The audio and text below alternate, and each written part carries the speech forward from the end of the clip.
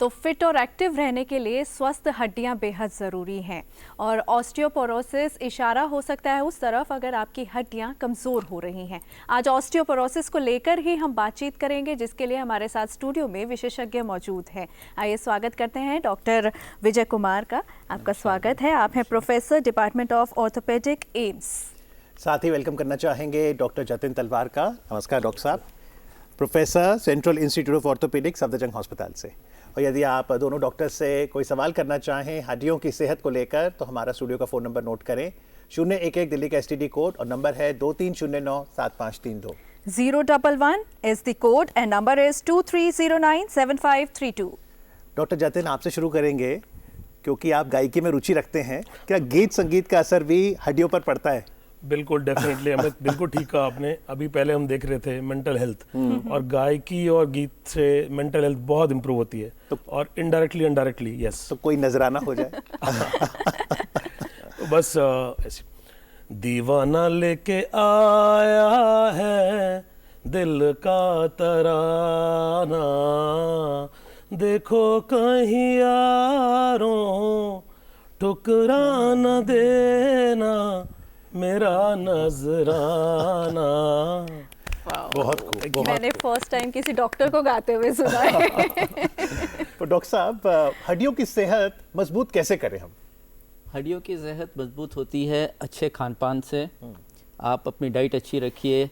आप जो calcium rich diet होती है, जैसे कि दूध हो गया, मतलब ग्रीन वेजिटेबल्स हो गए, मशरूम्स हो गए और आलमंड्स हो गए, और उसके अलावा नॉन वेजिटेरियन है तो नॉन वेज में तो बहुत चीज़ें होती हैं, जैसे फ़िश हो गया, एग योक हो गया, ये सब चीज़ें जिनके अंदर कैल्शियम और विटामिन डी की मात्रा काफ़ी ज़्यादा है और इससे ही आपकी जो हड्डियाँ मजबूत रहती हैं। तो खान पान में ये, और दूसरा एक्सरसाइज करिए। वेट बेरिंग एक्सरसाइज जो होती है वो बहुत ज़रूरी है। अगर आप एक्सरसाइज करेंगे तो आपकी हड्डियाँ मजबूत रहेंगी। और तीसरा ये भी है कि आप जो नशा हो गया या अल्कोहल हो गया या स्मोकिंग हो गई, अगर आप ये करते हैं तो उसका भी एक नेगेटिव, बहुत काफ़ी नेगेटिव। गायकी का नशा रख सकते हैं। हाँ, गायकी का नशा रख सकते हैं। तो डॉक्टर, अगर कैल्शियम की बात करें तो कैल्शियम अगर हमारी बॉडी में कम है तो भी दिक्कत है, लेकिन अगर ज़्यादा है तब भी दिक्कत हो सकती है? जी, ज़्यादा होता है तो भी दिक्कत होती है, बिकॉज रीनल स्टोन्स हैं और बाकी प्रॉब्लम्स हैं, ये ज़्यादा से भी आती हैं। तो हमें बैलेंस रखना है, और बैलेंस कैसे आता है? प्रॉपर इंटेक से और प्रॉपर उसके मेटाबॉलिज्म से। यूटिलाइजेशन हो, जैसे डॉक्टर विजय ने बोला, एक्सरसाइज प्रॉपर हो, वेट बेरिंग एक्सरसाइजेज हो, एरोबिक्स वेरी गुड, और सेडेंट्री लाइफस्टाइल जिसमें बैठे ही रहना दिन भर। आजकल न्यूअर प्रॉब्लम है कि लोग कंप्यूटर पे बैठे हैं तो सुबह से लेकर रात तक AC इंडोर से कंप्यूटर पर ही बैठे हैं। तो अच्छे सनलाइट का एक्सपोजर, अच्छी एक्सरसाइज, बाहरी दुनिया को देखना जैसे हुआ, वेरी इंपॉर्टेंट। आइए बाहरी दुनिया में फरीदाबाद चलते हैं। फिर वेद प्रकाश जी हैं अपने प्रश्न के साथ। हेलो। नमस्कार डॉक्टर साहब। नमस्कार। डॉक्टर साहब, मैं फरीदाबाद से बोल रहा हूँ, वेद प्रकाश जी। मेरे शोल्डर में पेन है काफी दिनों से। मैं और एक खास डायरेक्शन पे होता है, जैसे मैं वेट उठा रहा हूँ तो नहीं होगा। ओके। मैं बाजू को पीछे की तरफ ले जा रहा हूँ तो होगा। वेद जी, उम्र कितनी है आपकी? मेरी 49। और कब से उठा रहे हैं आप वेट्स? नहीं, मतलब वैसे रूटीन में मैं वेट नहीं उठाता। अच्छा। पर जो जैसे मैं उठाना चाहूँ तो वेट उठाऊं तो पेन नहीं हो रहा। अगर मैं बाजू को, जैसे लेफ्ट वाले बाजू को पीछे की तरफ ले आ रहा हूँ या साइड में कहीं ले आता हूँ, एकदम से बुरी तरह से पेन होता है। डॉक्टर वेद प्रकाश जी नमस्कार। नमस्कार। जैसा कि आपने बताया आपके शोल्डर में पेन है, आप बाजू को पीछे लेके जा रहे हैं, जो आप डिस्क्राइब हमें कर पा रहे हैं, उससे ऐसा लगता है कि आपके शोल्डर के अंदर किसी तरह की स्टिफनेस है, जिसको हम मोस्टली एडेसिव कैप्सुलाइटिस कहते हैं, जो कि डायबिटिक्स में भी काफ़ी कॉमन है।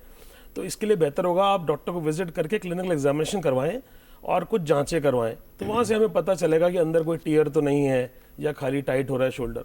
उसके लिए आपको फिर आगे ट्रीटमेंट एडवाइस किया जाएगा, जिसमें मेडिसिन, फिजियोथेरेपी सब कुछ होगा। जी। जांच कौन सी करानी होती है डॉक्टर साहब? अमूमन कोई रूटीन टेस्ट भी होता है क्या बोन हेल्थ के लिए? बोन हेल्थ के लिए रूटीन टेस्ट तो कोई ऐसा है नहीं खास, पर यह है कि आप अपना विटामिन डी लेवल होता है, अगर आप जांच करा सकते हैं, कैल्शियम फॉस्फेट और एल्कलाइन फॉस्फेटेस, ये ब्लड टेस्ट होते हैं। ये ब्लड टेस्ट करा लीजिए। अगर वो बढ़ा हुआ है एल्कलाइन फॉस्फेटेस तो आपका मतलब विटामिन डी कम है, तो आपको बेसिकली विटामिन डी की सप्लीमेंटेशन की जरूरत है। जी डॉक्टर, ऐसा कब हमें पता चलेगा कि हमें अभी डॉक्टर के पास जाना चाहिए? वो कौन से सिम्टम्स हमें नजर आएंगे अपनी बॉडी में? एक्चुअली सबसे बड़ा प्रॉब्लम ऑस्टियोपोरोसिस का ये है कि इसके सिम्टम्स नहीं होते हैं। अच्छा। बहुत समय, इट्स अ साइलेंट डिजीज। बहुत समय तक आपको पता ही नहीं चलेगा कि आपका बोन मास कम हो रहा है, लूज कर रहा है। लेकिन अगर सपोज आप 50 साल के ऊपर हैं, आपके पेरेंट्स में किसी को भी फ्रैक्चर रह चुका है, या आपकी हाइट जिसको मेजर करने में अबव 40 अगर आपकी हाइट सपोज 3-4 सेंटीमीटर से कम हुई है, तो वो एक इनडायरेक्ट इंडिकेटर है ऑस्टियोपोरोसिस का। और या फिर अगर आपको क्रॉनिक बैकएक चल रहा है, तो थोड़े से ही झटके से एकदम से पेन बढ़ गया बैक में, तो वो एक इनडायरेक्ट साइन और सिम्टम्स हैं ऑस्टियोपोरोसिस के। जी, और जहाँ आपको डॉक्टर को विजिट कई बार हम सुनते हैं बोन मिनरल डेंसिटी, ये क्या है? फिर एक डेक्सा टेस्ट, ये क्या है डॉक्टर साहब? तो डेक्सा टेस्ट एक टाइप का टेस्ट है जिसके अंदर आपकी जो bone mineral density basically composition of bone है कि बोन के अंदर कितनी डेंसिटी है। ऑस्टियोपोरोसिस में क्या होता है कि जैसे जैसे एज बढ़ती है, जैसे 30 इयर्स तक हम कहते हैं कि बोन का अकुमुलेशन होता है, जो मतलब बोन की जो स्ट्रेंथ होती है, और उसके बाद में आप पीक बोन मास अचीव कर लेते हैं, फिर धीरे धीरे बोन कम होती जाती है, बोन की जो डेंसिटी होती है।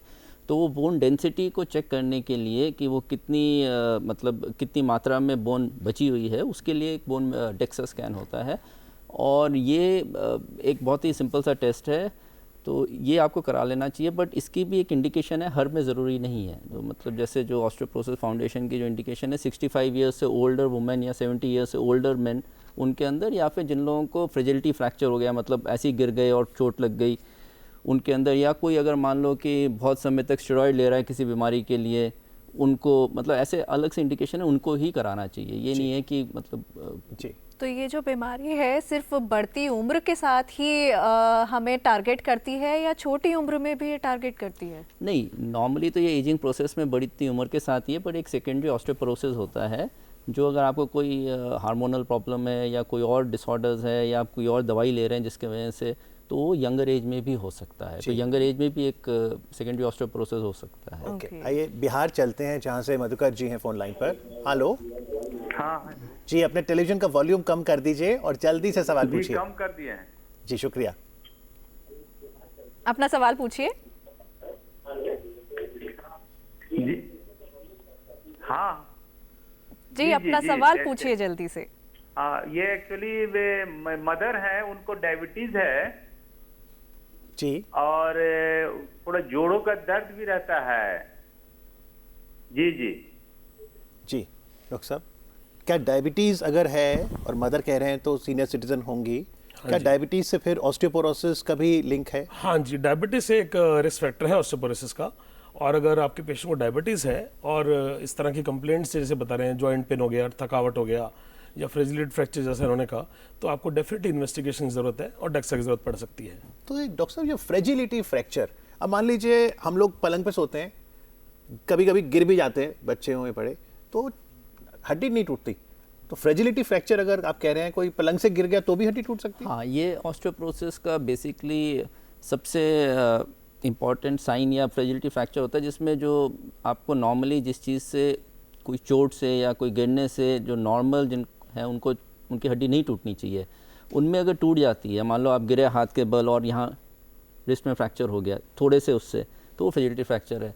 जैसे एज के साथ, जैसे एल्डरली में, जैसे मतलब आपका हिप के अंदर फ्रैक्चर हो गया चलते चलते, आप एकदम से गिर गए, और जो नॉर्मल चोट है, जो इम्पैक्ट जिससे एक नॉर्मल आदमी में कुछ नहीं होगा, बट आपको क्योंकि आपकी हड्डी कमज़ोर है तो थोड़ा सा ही इम्पैक्ट हुआ और आपको चोट लग गई, फ्रैक्चर हो गया, तो उसको फ्रेजिलिटी फ्रैक्चर बोलते हैं। और ये जहाँ तक रिस्ट में, स्पाइन में, वर्टिब्रा में होता है, वो कोलैप्स हो जाते हैं, और हिप में, ये ज़्यादातर इन जगह पे मतलब होता है। एक साथ क्योंकि हमारी तो 206 हड्डियां हैं, तो एक साथ भी हड्डियां कमज़ोर होती हैं, या स्पेसिफिक कोई वही टारगेट एरियाज है? नहीं, ज़्यादा नहीं, हड्डियाँ तो सारी कमज़ोर होती हैं धीरे धीरे, बट कुछ एक हड्डियाँ होती हैं जिनके अंदर रिस्क ऑफ फ्रैक्चर ज़्यादा रहता है, जिनका जो बेसिकली आर्किटेक्चर लगा लो या मतलब जो उनके एनाटमी लगा लो, ऐसी होती है, और जहाँ पर थोड़ा सा भी फोर्स आया और वहाँ हड्डी कमज़ोर है तो उस एरिया में वो टूट जाती है। यानी तो आप क्या डेली टिप्स देंगे डॉक्टर जातिन कि जो बुजुर्ग हैं खास तौर पे, जैसे सीढ़ियाँ उतरनी है तो कोई जल्दबाजी ना करें,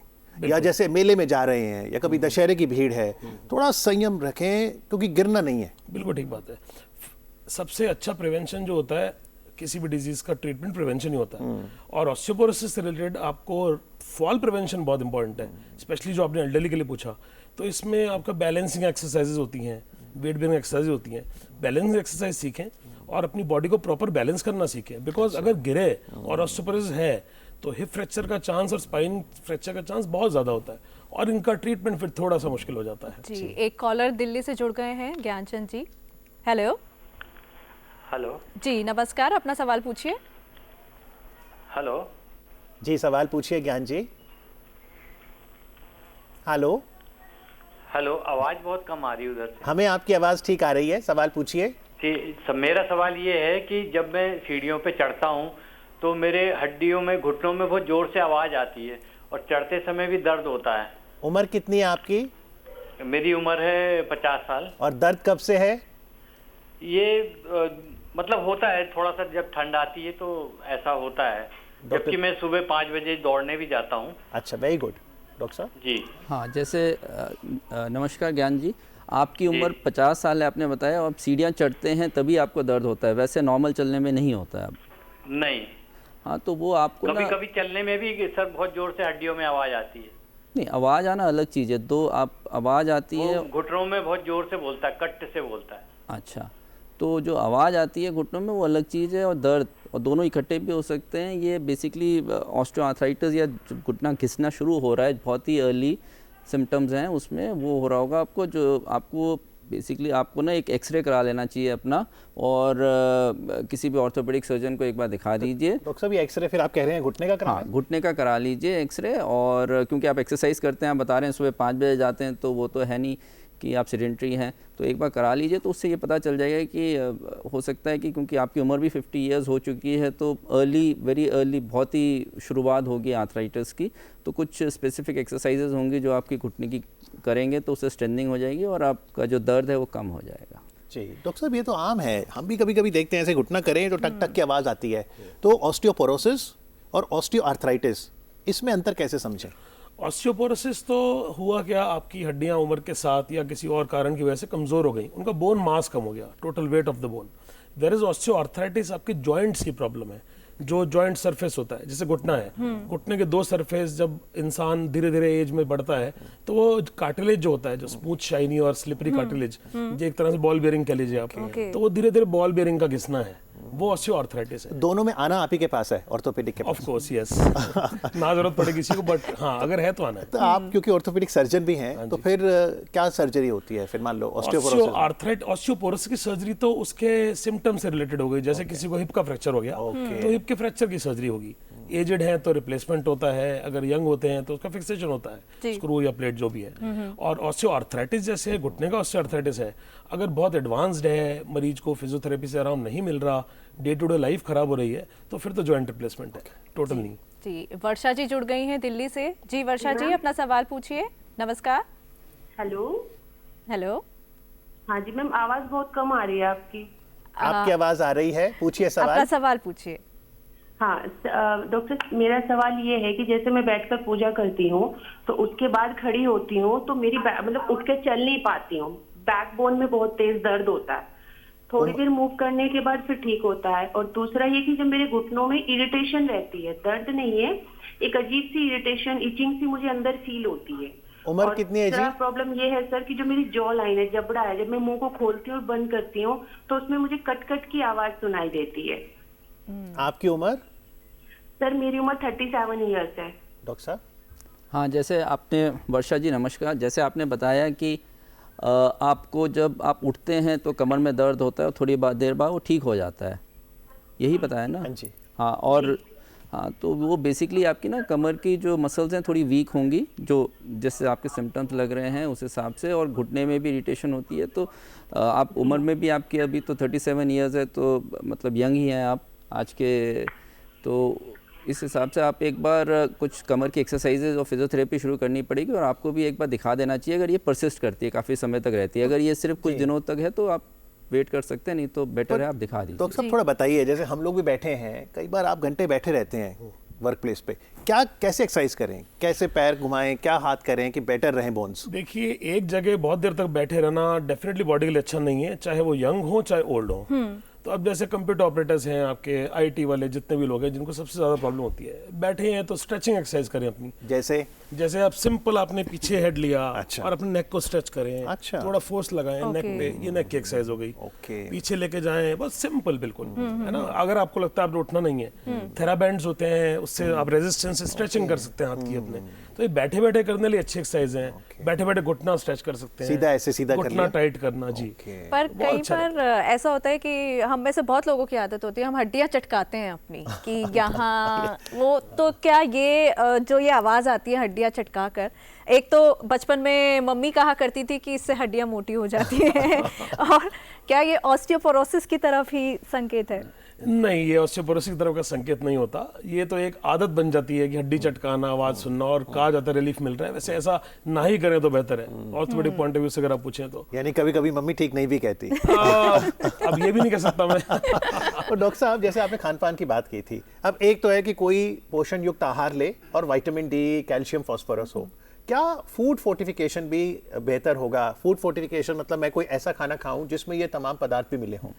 तो ये जो आपने बहुत ही अच्छा क्वेश्चन किया है अमित जी।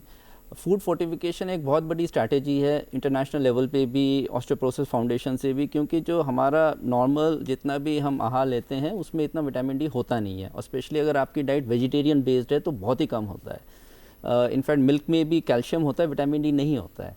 तो फोर्टिफाइड मिल्क आता है, फोर्टिफाइड ऑयल्स हैं, और भी चीज़ें, सीरियल्स में भी फोर्टिफिकेशन होती है। तो अगर आपको वेस्ट में तो बहुत ही इजीली अवेलेबल है, इंडिया में भी शुरू होना था। मतलब मदर डेयरी जाते हैं, जो दूध ले रहे हैं, अगर हम फोर्टिफाइड मिल्क लें तो उसमें कैल्शियम के साथ साथ विटामिन डी की फोर्टिफिकेशन। हाँ, विटामिन डी और शायद विटामिन ए भी अभी शुरू हो गया है। तो इन दोनों की फोर्टिफिकेशन, इनफैक्ट वो 2020 में एक गैजेट आया था जिसमें होनी थी, वो मेरे ख्याल से कोरोना आ गया और वो सब हो गया, but they are available and it is a very good. बच्चों को, बुजुर्गों, किसी को भी दे सकते हैं। हाँ, किसी को भी दे सकते हैं।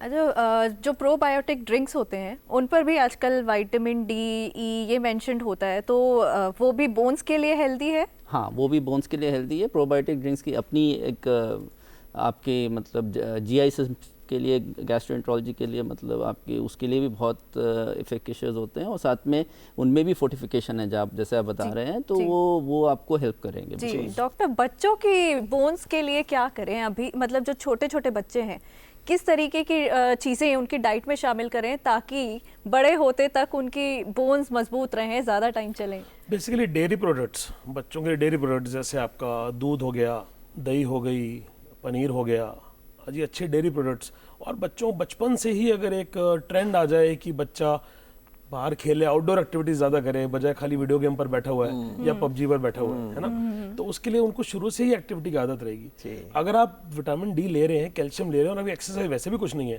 तो उन एलिमेंट्स का बॉडी के अंदर जाके कोई फायदा नहीं है, बिकॉज वो कन्वर्ट नहीं करेंगे बोन हेल्थ को। Right, they will not convert into good bone. तो इसलिए शुरू से ही अपने बच्चों को ये आदत डालें। तो धूप जो दिखाई जाती है बच्चों को, तो क्या सही समय रहता है? क्योंकि बड़े बुजुर्ग भी धूप में बैठते हैं, हम भी कोशिश करते हैं धूप में बैठे, अभी सर्दियाँ आएंगी तब कोशिश करते हैं कि धूप में बैठे। सही समय क्या है कि वो धूप जिससे सबसे अच्छा फायदा हो? सबसे अच्छी धूप होती है आपकी 11 बजे से लेके 1-1:30-2 बजे वाली, तो अच्छी धूप होती है। अच्छा, हाई सन, वो अच्छा धूप होता है जिसके अंदर आपको प्रॉपर स्किन के थ्रू बेनिफिट मिलता है धूप का। एक और कॉलर है डॉक्टर साहब। हेलो, हरी जी। हेलो, टेलीविजन का वॉल्यूम कम कर दीजिए और सवाल पूछिए। हेलो सर जी, हिमाचल प्रदेश के चंबा डिस्ट्रिक्ट से बोल रहे हैं सर जी। टीवी का? अच्छा जी, आप सभी से अनुरोध है जब भी आप हेलो डॉक्टर में फोन करें, टीवी का वॉल्यूम कम कर दें। जी पूछिए सर। ये मुझे उंगलियों में सूजन होता है और उसके साथ ही पाँव में भी दर्द होता है। हड्डियों में भी? हड्डियों में भी दर्द होता है और उंगली में भी सूजन होता है, और उसके बाद कई हॉस्पिटलों में मेडिकल ट्रीटमेंट लिया तो उसका कोई भी मतलब इलाज नहीं निकल रहा है। डॉक्टर साहब यही बोलते हैं कि भाई ये ठीक है, जितने भी टेस्ट कराए सभी में ठीक है, तो इसका क्या सोल्यूशन होगा सर? क्यों दर्द होता है? उंगली में सूजन होता है और पाँव में भी दर्द होता है, और वो दर्द धीरे पाँव जो सूज जाता है कभी-कभी। जी नमस्ते जी। देखिए, आपने जो हमें बताया कि आपकी उंगली में सूजन है और इसको आपको इससे फर्क नहीं पड़ा किसी ट्रीटमेंट से, तो उसके लिए सबसे इम्पॉर्टेंट ये है, पहले तो ये पता चले आपने ट्रीटमेंट क्या लिया है, कोई जांच करवाई है या नहीं। लेकिन उंगलियों में सूजन आना एक कॉमन साइन और सिम्टम है आर्थराइटिस का, रूमेटॉइड आर्थराइटिस, जिसको एक लेमन लैंग्वेज में गठिया बाय कहा जाता है। उसके लिए अगर इनको फर्क नहीं पड़ा है तो हमें कुछ जांचें करवा के इनको एक specific form of treatment start करना पड़ सकता है। ओके, चलते चलते डॉक्टर विजय, स्कूल में पढ़ा था कि विटामिन जो है वाटर सॉल्युबल होते हैं और फैट सॉल्युबल, तो अगर विटामिन डी लेना हो, डॉक्टर रेकमेंड करे तो पानी के साथ लें, दूध के साथ, और एक बार कोर्स कर लिया तो रिपीट भी करें क्या? तो विटामिन डी का ऐसे 2 टाइप के आते हैं आजकल, एक होती है टैबलेट फॉर्म में या कैप्सूल फॉर्म में, और दूसरा होता है सैशे। सैशे पहले आते थे, अब टैबलेट्स पे आने लगे हैं। और सैशे को आप दूध में या पानी में मिला के हफ्ते में 1 बार लेना होता है, और टैबलेट को आप पानी के साथ ले सकते हैं, ऐसा नहीं है। और नॉर्मल जो इसका कोर्स होता है वो बेसिकली आपको वीकली लेना होता है एटलीस्ट फॉर 12 वीक्स, और उसके बाद में monthly, every month 1 tablet. Life time नहीं, मतलब जितना आप ले सकें उतना बेटर है, बट मतलब initially to build up for 12 weeks, और उसके बाद में टू मतलब मेंटेन द लेवल, तो आप मंथली। जी, भावना ने कहा था 206 हड्डियां हैं, ये भी स्कूल में पढ़ा था। बिल्कुल, ये फनी बोन भी होती है कोई? Is there a funny bone? Actually पूरी ह्यूमन बॉडी फनी है bones. But very nice talking to 2 doctors, और साथ में आपने तो गायकी भी आज उसका नज़ारा भी पेश किया। उम्मीद है कि हम लोग प्रिवेंशन पे बल देंगे ताकि ऑस्टियोपोरोसिस से हम बच सकें। बिल्कुल। Thank you very much doctor Thank you. Jatin, doctor Vijay, thank you very much, and festive greetings to both of you. Thank you.